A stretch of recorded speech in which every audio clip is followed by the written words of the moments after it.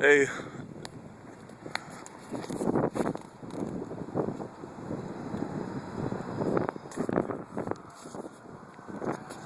this is Jamar. Here I am in Nampa, Idaho. A lot is going on since I last posted a video, or since my last video was done. I've been very, very busy doing a lot of crazy stuff, and then I just didn't have the time, and then my phone just started acting crazy on me. And you probably can't even hear me really well because I lost my earpiece, and the wind is blowing right now. So a lot of things that have happened to make this a little bit more difficult than it was before. But here I am, still alive, still doing what I originally started out to do, which at least was try to change the world, or at least trying to change the world. A lot of things have changed since then, at least in my planning and in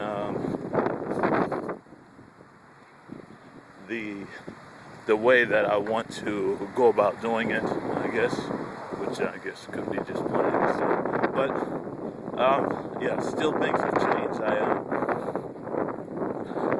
I think the last ended with me telling you all that I met some people that were giving me a ride. They were going to give me a ride from, was it Fort Smith, Arkansas, going to Idaho to meet, to be able to see my son before his birthday, or at least on his birthday. And, well, when I met those people, a lot of crazy stuff happened.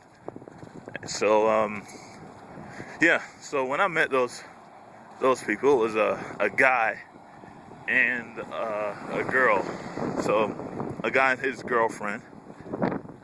And I met them off of Craigslist, trying to do a ride share. What I did is I posted on Craigslist that I wanted to change the world, and I needed help. I needed a ride, and I was stranded in Fort Smith, and just asking for help and offering my help in return for anything that was needed. And these guys, it was a really nice deed for them to do. They responded, and they said they wanted to meet me, or not. I shouldn't say they. It was the boyfriend that said he wanted to meet me. So we met, and the next day, that was actually the day that I was in the hotel. The day after that I was in the hotel, he sent me a message. I responded to his email message, and we met that same day. And we started riding. First, we rode to a Walmart where I met another guy that was riding with us, a guy that needed help himself, and he was stuck at a truck stop, and he needed just to get out of where he was. I think he was in on the outskirts of Little Rock, and I guess you already heard about the outskirts of Little Rock from me earlier. He was in a bad position, he was saying, so they offered help for him. I came to find out that this boyfriend and girlfriend, they were just trying to get away. They wanted to find a place where they could live naturally outside of the conventional world and be free and do what they wanted. They wanted to be actually completely free of any technology. The boyfriend believed that technology was just, I guess, evil, or what is, he had an idea of technology being just very bad. So that was his idea. I had nothing to do with it. It wasn't my problem, but that was what they were planning on doing. And when I told them about Idaho, they thought it was a great idea, and they thought they would join me. See, at the point, they were just thinking I wanted to go to Colorado, but then they found out I was going to Idaho, and I just needed to go through Colorado, and they decided to come with me. So they were going to take me all the way to Idaho. So we were riding. We rode through Wisconsin, through Oklahoma without a problem. Didn't take long at all. We arrived in Kansas. In Kansas, we arrived in a place called, what's it called? Sativa, something like that. Sativa, I believe. Sativa, Kansas. And oh man. Alright, so this guy, he decided he wanted to buy some marijuana. If you already know, I have problems with, I don't have problems, I do not enjoy, or I do not like, or I stay away from almost every drug, except marijuana and the natural stuff that is known to be healthy and that doesn't do you any harm. And, he decided he wanted to buy it. And I didn't have a problem with it, but I knew that at that certain time, with the finances that we had, we couldn't really support it. But he's a grown man, so he could have done it.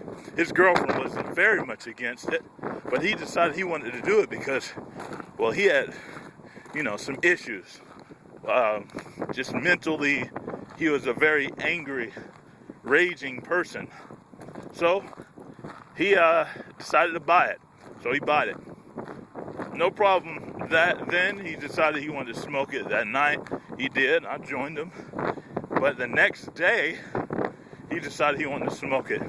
I don't really know them too well. The day was starting, and I didn't know the area. So I decided I didn't want to smoke it with him that day. I also decided I wanted to do something else and have my head cleared, because found out that they didn't really have a lot of money to make the trip. So they were expecting me and the other guy to work, to find, if he found work for us, me and the other guy to work, to pay for the gas to keep going on. I didn't have a problem with that if we can find a positive job to do. I don't like just doing any job. So, I didn't have a problem with that at the time, no problem.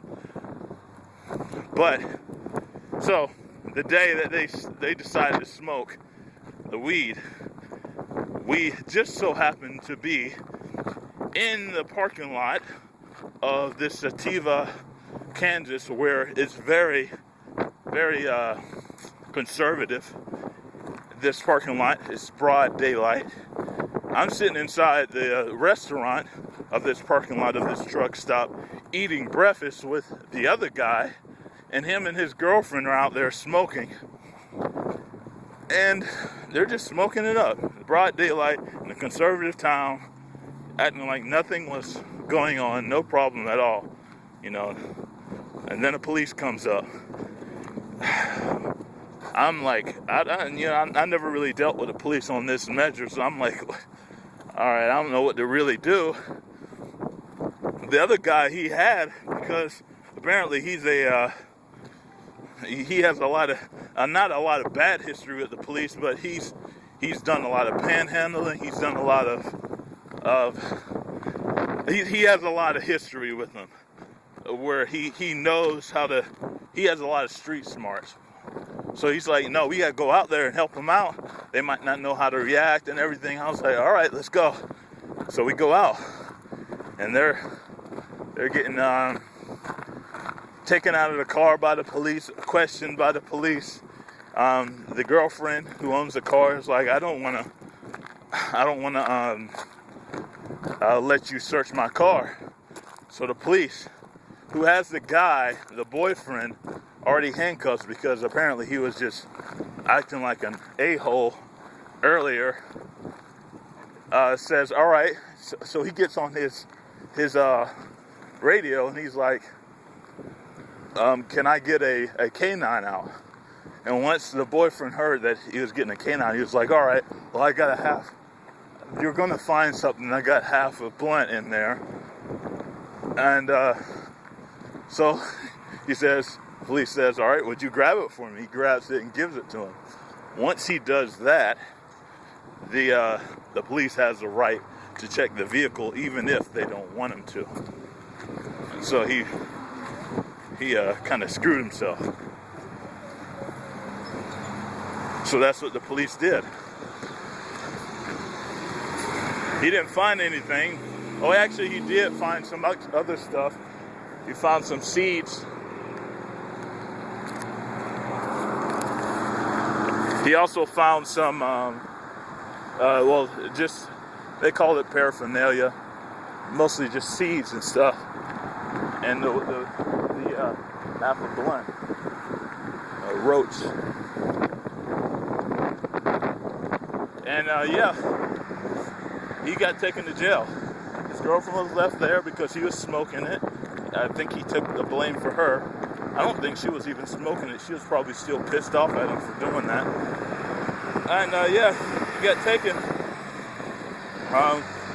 So we were all left there with the guy's girlfriend. It was the guy's idea to bring all of us. The girlfriend was even with the boyfriend, not fully behind all of his ideas. She was just tagging along. She wanted someone to be with, and he was that guy. And we were the two guys that the boyfriend decided he wanted to bring along to help out with the journey and, I don't know, maybe join him in his commune. I guess that was maybe his maybe the back of his head idea. Oh, look at this.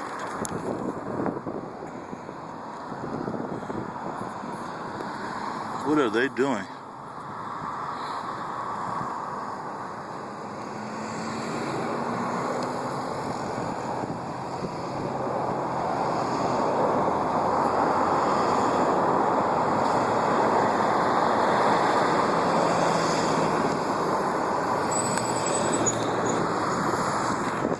But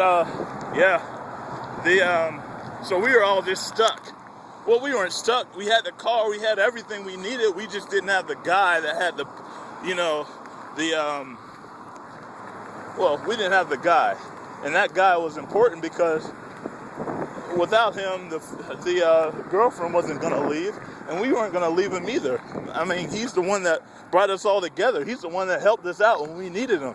We're not just going to leave him there. So we decided we're going to work together. We're going to try to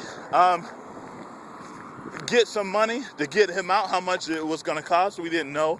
The other guy did, since he had a lot of street smarts. He was like telling us, giving us some prices. He was like, well, it might be like $300 to $500. So we're like, all right, we got this idea in our head, and we're going to try to get it. And the other guy, he had done a lot of panhandling, and he was really good at it. He could, like, in like 20 minutes, he could get like $30 or like $60 just by panhandling. And we're like, well, let's try that. So we did. And it wasn't really, whatever. We did. We went and we tried to get money. And we went, and we also knew that the car needed oil. And so we needed to get the oil for the car too. So we went to try to do that. And we went to a lot of places. We started going around trying to get more and more money in a lot of places, communicating with a lot of people, trying to find out ways of, just trying to get what we needed, because otherwise we weren't going to be able to get him out. That was what our mindset was. And also, we weren't even going to have enough gas to keep going. So the guy, I didn't know how to panhandle at all. I never done it in my life. Never even thought that I would do it. But he was good, and he showed me.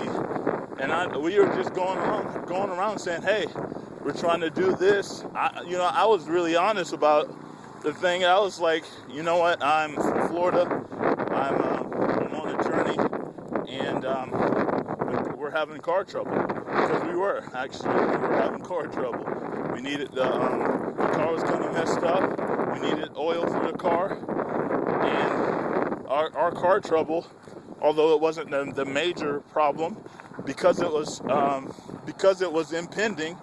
I used that to finance the primary goal, which was get this stranger that I met that decided to help me out, that needs help, out of jail for something that was extremely minor, but there it wasn't, I guess, to the judicial system. So doing that, the first night we were able to make a little bit of money, not as much as we hoped. Well, actually, we made a good bit of money, but it turned out that the cost of it, traveling to going to different gas stations, going to different places, as for money, it costs us money, and we needed to get a hotel. I didn't think it right for us to sit in a car with the guy's girlfriend. Well, either way, to be the guy's girlfriend, we were stuck having to help her out, so I figured he was going to have to deal with some part of it, but I didn't think it right for us to have to sleep in the car if we could get enough money. So I said, hey, let's get a hotel, and in that hotel, we can make more plans and be able to at least get on the internet. So we use half of the money that we gained for the hotel. So we made about $100 that night, that day that he got put in jail. $100. So about 40 of it went to the hotel, and the rest of it we used to eat, and we used to get for the next morning we used to get oil. And then we went back again, started that next day. The next day was pretty tough. We went another direction, and that other direction we didn't make that much money. So we just used that to eat and get a little bit of gas. The day after that, we couldn't do much, because that was the day that he was going to get his court hearing. In his court hearing, he decided to not contest any of the charges. They threw out these crazy numbers at first. 12,000 for something, and 100 days in jail.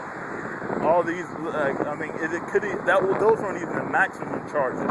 Those are the possibilities. And he was saying even the maximum could have been even worse.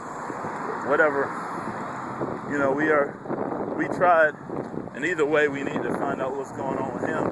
So we found out that they lowered all the charges. They were going to charge him $250, and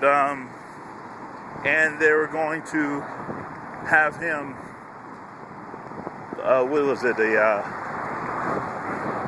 unsupervised probation. And then he was going to get out later on that day. Later when we get left, we found out that we couldn't find out when he was going to get out because their systems had gone down. So we decided we wanted to get some food and try to get some more money for the gas, at least, since we found out he was going to get out. We didn't have to pay a bunch of money for him to get out, at least. So when we did that,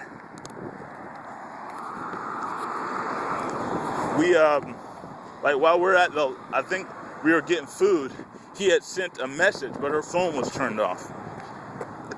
And maybe an hour after he had sent the message, she was able to look at the phone. I think something happened to her phone, but she was able to look at the phone and see see what happened. I mean, see that he sent a message. And she was all, she all, like, right when she saw the message, she was like, well, let's go. Finally he's out. She was all happy because she was all stressed out most of the trip that we were making. And I was trying my best to keep her good, because I knew that she was stressed out. The other guy, he was all about business, and I knew that I've learned from experiences that emotional support is as important, and sometimes even more important than the logic and the reason that supports an action, because human beings are emotional, and those emotions are important. So I was trying to keep her good and trying to keep the stress off of her, because she was a driver, and it was her boyfriend that was in jail in a town that she had never been to, in a state that she had never been to, or either one of them had ever been to. We didn't know what was going to happen, so I was supporting her, trying to help her out. No hanky-pank at all, trust me, no, none of that. But when we got to the wherever they let him off from jail, when we got there, he was very pissed off, to say the least, because we were late. I already told you he has rage issues, anger issues. Very pissed off, telling her it should have been him. It should have been us waiting for him, not the other way around. Now, like I said, we didn't know when he was getting out. We were hungry, and we wanted to get more money so that we could just get out of that town as soon as possible. But to him, like I just said, emotions takes control over logic and reality if they're not kept in check. And that's what happened with him. He was pissed, but he contained it around the other guy and I. Later on, the other guy decided he wanted to stay there and try to get to his girlfriend somewhere else, and he did that. And we went on the trip. We arrived on the border of Kansas finally, and he expressed more anger, but it wasn't that bad. And then we arrived in Colorado. Colorado, it's legal to smoke marijuana.